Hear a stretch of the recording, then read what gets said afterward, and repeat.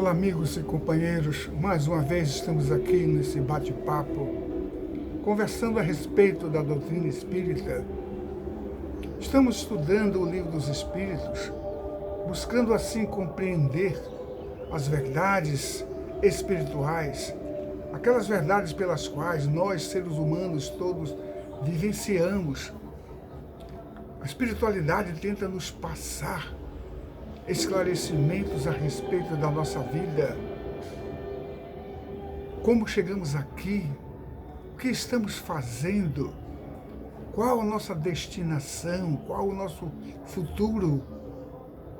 Então a doutrina espírita visa nos esclarecer a respeito dessas perguntas e sobre toda a nossa trajetória nesse plano de existência, nessa grande escola que é o planeta Terra.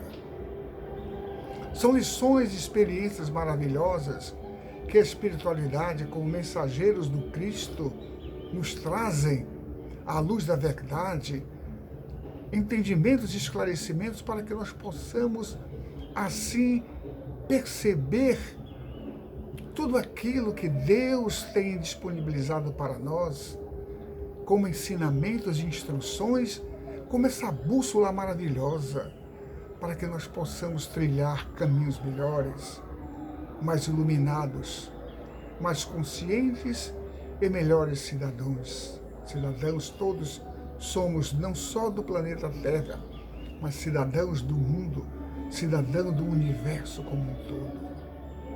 Nós estamos aí estudando o Livro dos Espíritos, como nós falamos. Então vamos pedir a Deus que nos ilumine nesse momento, que nos conceda a sua paz, que nos instrua, que ilumine as nossas mentes e coração, para que nós possamos absorver de uma forma mais tranquila e equilibrada e com o coração cheio de boa vontade, aquilo que os Espíritos têm para nós nessa noite. Que assim seja. Queridos, nós estamos há algumas semanas nos debruçando sobre o item 4, que fala sobre desgosto pela vida e o suicídio. Essas questões 943 a 957, questão do Livro dos Espíritos, e que nós estamos nos esforçando para compreender um pouco essas questões do desânimo, do desgosto pela vida, do suicídio e de outras realidades pelas quais a humanidade passa. Na questão 948, que nós paramos na semana passada esse trabalho, vamos ver então o que é que o codificador Allan Kardec pergunta aos espíritos. Kardec volta-se aos espíritos nessa questão 948, dizendo o seguinte: o suicida é que tem por fim escapar à vergonha de uma ação má é tão repreensível como aquele que é levado pelo desespero, numa comparação com aqueles irmãos que, em dado momento de desespero e desequilíbrio, põem fim à sua própria existência, comparado com aquele que, para escapar de uma vergonha de algo praticado, que é condenável diante da sociedade, diante das leis humanas, para escapar de atitudes nefastas, condenáveis, pessoas se deixam levar pela ideia do suicídio. Então Kardec pergunta a relação entre um caso e o outro. A espiritualidade responde para nós dizendo: o suicídio não apaga a falta. Pelo contrário, com ele aparecem duas em lugar de uma situação.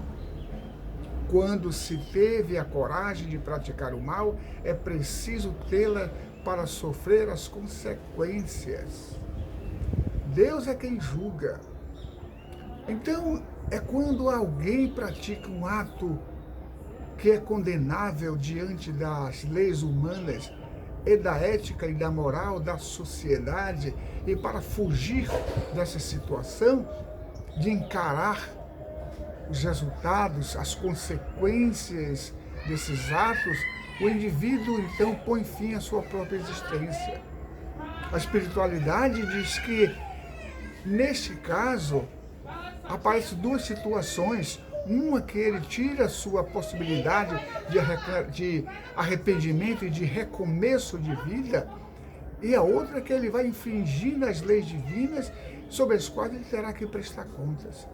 Então eles dizem que, pelo contrário, nenhum bem, nenhum benefício para o espírito, atitudes como essas trazem para ele uma situação de conforto. Ele diz: quando se deve ter coragem para praticar o mal? Quando eu pratiquei aquele mal que me trouxe vergonha, que me trouxe condenação, julgamentos a esse respeito, eu não tive coragem para praticar aquilo. Então ele diz: é preciso então ter coragem para sofrer as consequências. O que eu planto, eu tenho que colher. E a espiritualidade fala que, de alguma forma, nós, seres humanos, não temos o direito de julgar as atitudes de alguém no que diz respeito a pôr fim à sua própria vida. Mas Deus, como ele diz, Deus é quem julga, e ele sabe a situação de cada um quando, numa questão de desespero, de desequilíbrio, de falta de fé, de esperança, falta de fé sobretudo em Deus, o indivíduo comete um desatino desta natureza. Na questão 949, ele pergunta: o suicídio é perdoável quando tem por fim impedir que a vergonha envolva os filhos e a família? Na primeira parte da pergunta 948, fala sobre a vergonha e a fuga moral do indivíduo de uma questão dele próprio, dele salvaguardar aquilo que seria a sua integridade, o conceito que as pessoas tinham sobre ele. Na segunda parte dessa pergunta 949, Kardec fala sobre aquele que tenta, por este ato, fugir e pôr fim a uma vergonha que a família iria passar quando defrontada diante dessas atitudes que viessem a ser descobertas. Um crime qualquer, um desmando, uma atitude desonesta, uma questão moral, de um caráter duvidoso, de atitudes nefastas, até criminosas, e a família tinha esse indivíduo como um homem de bem, e de repente descobre que ele foi autor de coisas terríveis e condenáveis. Então, para não enfrentar a família, a vergonha que ele causaria à família, ele resolve pôr fim à sua vida. Então a espiritualidade diz que aquele que assim age não procede bem, mas acredita que sim, que Deus levará em conta a sua atitude, porque será uma expiação para si mesmo se ele a impôs. Então Deus é quem julga. E o indivíduo, como diz a espiritualidade nessa resposta, ele trouxe para si uma expiação. Aquilo que não estava na sua vida, né, kármica, naquilo que iria acontecer na sua existência corpórea.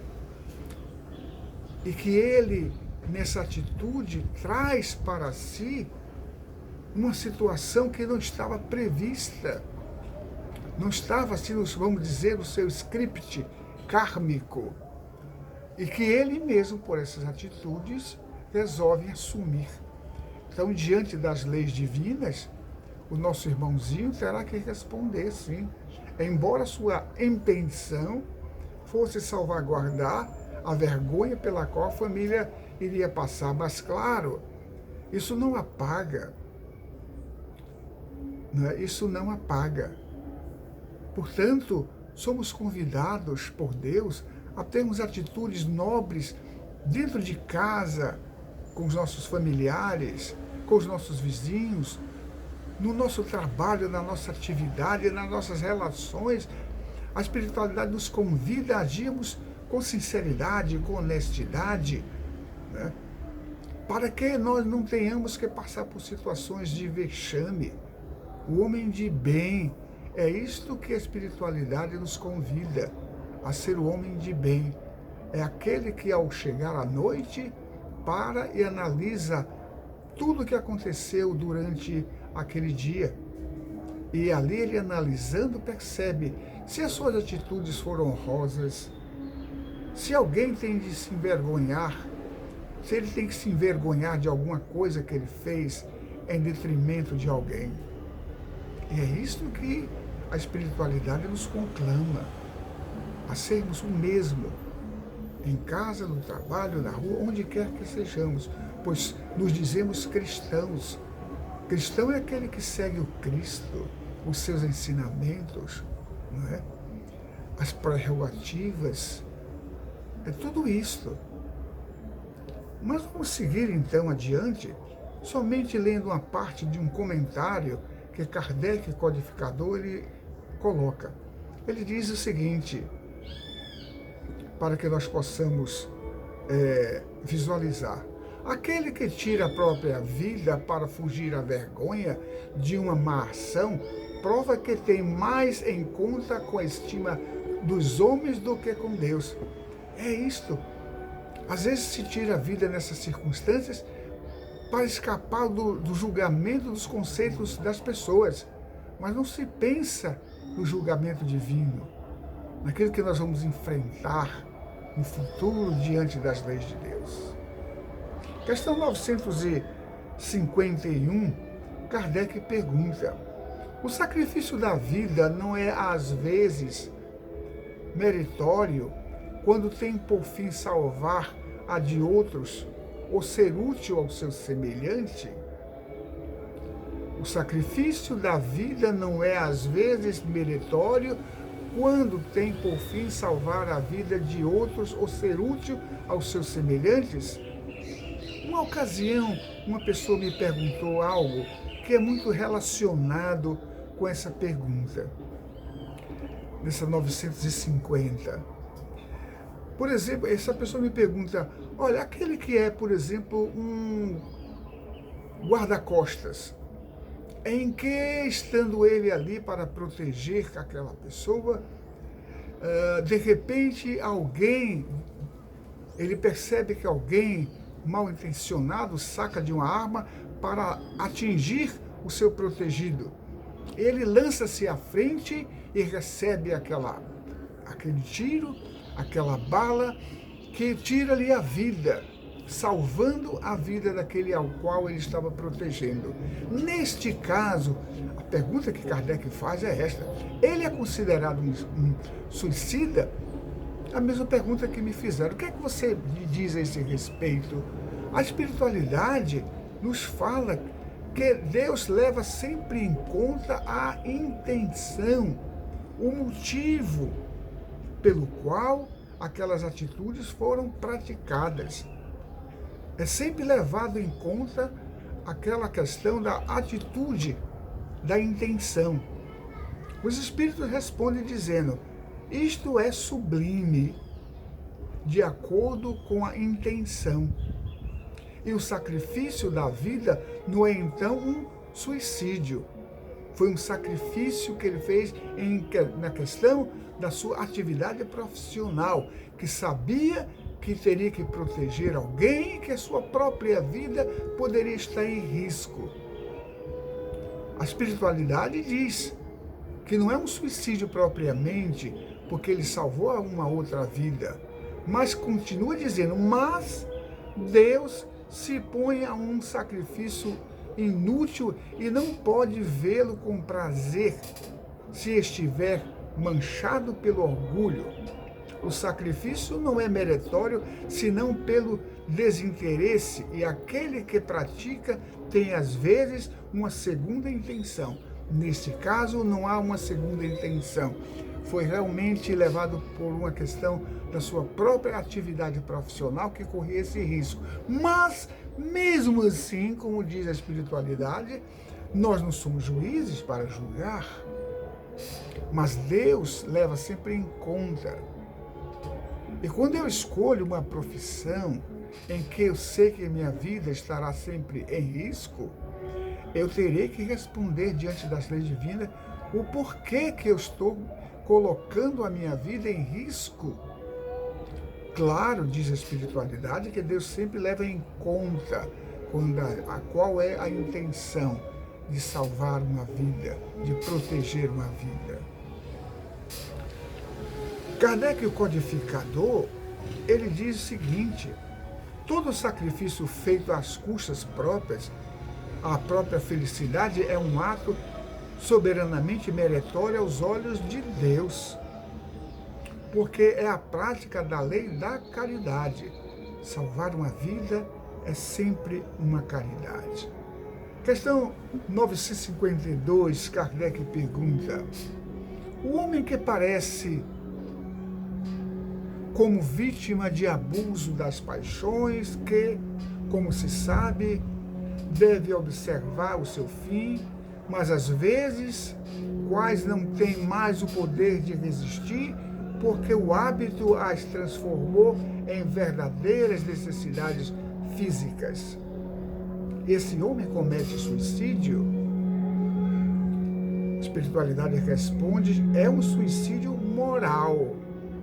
Não compreendeis que o homem, neste caso, é duplamente culpado?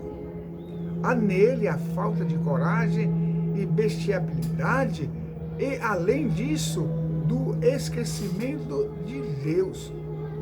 Temos que levar sempre, isso a espiritualidade nos fala, leva sempre em conta que nós somos espíritos aqui, que viemos nessa trajetória para crescer, para amar, para aproveitar as oportunidades que Deus nos dá para o nosso desenvolvimento moral e espiritual, o nosso crescimento.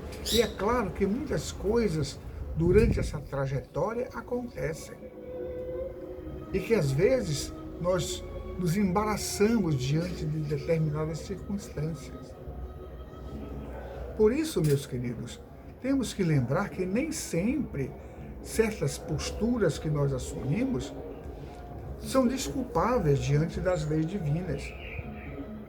Porque às vezes as coisas se complicam de tal forma que nos leva a situações muito difíceis mesmo. Quando aquela questão 950, que ele diz: aquele que tira a própria vida com a esperança de escapar, né? Ele está relacionado com a 951, o sacrifício à vida não é às vezes meritório. Vamos lembrar uma coisa interessante: o que aconteceu com um determinado indivíduo.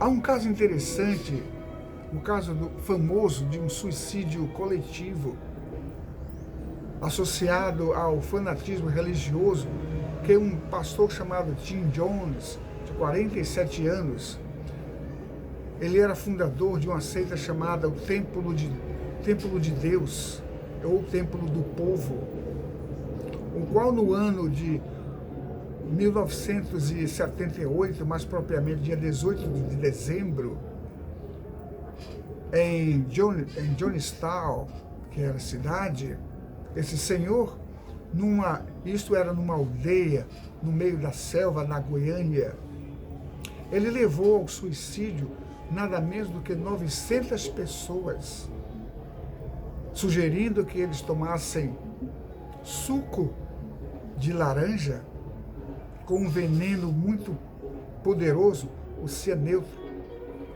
Então, nesse instante em que essas pessoas foram, pelo magnetismo daquele irmão, levados a um suicídio coletivo, inclusive 900 pessoas perderam a vida, entre elas várias crianças também, porque se sentiam escolhidos de Deus e perseguidos pelos homens, e que o suicídio era a alternativa de deixar esse mundo e alcançar o reino de Deus.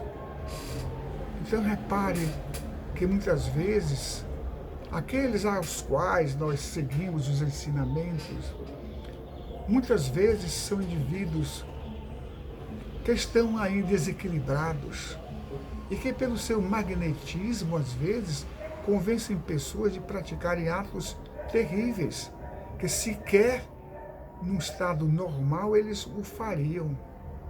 Neste caso, visando ganhar o reino dos céus com mais rapidez do que esperar o momento natural do seu desencarne. Neste caso, são considerados culpados? A espiritualidade responde que sim, porque eles anteciparam aquilo que estava previsto, uma vida muito mais longa, e se deixando levar pela influência nefasta de um indivíduo desequilibrado, puseram fim à sua vida com a expectativa de ganhar o reino dos céus mais rápido do que fosse possível. Na verdade, esse fato chocou a humanidade como um todo. Então, um suicídio coletivo desta natureza realmente levou o mundo a refletir a respeito das influências de determinados religiosos que, tendo um magnetismo muito grande, conseguem influenciar as pessoas. E às vezes as pessoas cometem desatinos terríveis. E é isso que os espíritos tentam nos alertar, nos despertar, para que nós possamos ficar atentos às coisas. Questão 952, ele diz: o homem que parece, ou melhor dizendo, o homem que perece como vítima do abuso das paixões, que, como se sabe, deve abreviar o seu fim, mas às quais não tem mais o poder de resistir, porque o hábito as transformou em verdadeiras necessidades físicas. Esse indivíduo comete suicídio? A espiritualidade responde dizendo: um suicídio moral. Não compreendeis que o homem, neste caso, é duplamente culpado? Nele há falta de coragem e a questão que vai além disto, que é o desequilíbrio e o esquecimento das leis de Deus. Então, aquele que se sente vitimado por injustiças, por abandonos e que resolvem pôr fim às suas vidas, cometem suicídio sim, e estão, além de tudo isso, infringindo as leis divinas. Meus queridos, nós vamos parar aqui nessa questão 952. Semana que vem esperamos concluir esse trabalho e achamos que temos contribuído desta forma para auxiliar os nossos irmãos e amigos que têm nas suas famílias pessoas que estão vivendo essa situação. O desgosto pela vida, a vontade de suicídio. Vamos lembrar de que Deus nos ama, que Deus sempre traz uma solução. E a grande solução nos apresenta Emmanuel quando diz: o trabalho. Lembre-se que há sempre alguém sofrendo muito mais do que as tuas próprias angústias. Dê-se ao trabalho de auxiliar os outros sofredores. Abandone o seu casulo e vá atrás daqueles outros que sofrem também e que precisam de uma palavra amiga, de um conselho, de uma orientação, de um pão às vezes, de um agasalho. São filhos de Deus e que nós temos que esquecer que somos os piores, que passamos pelas piores situações, porque existem muitas pessoas sofrendo tanto quanto nós e que precisam da nossa palavra, do nosso auxílio, da nossa orientação. Que Deus nos abençoe a todos, nos conceda a sua paz. Que assim seja.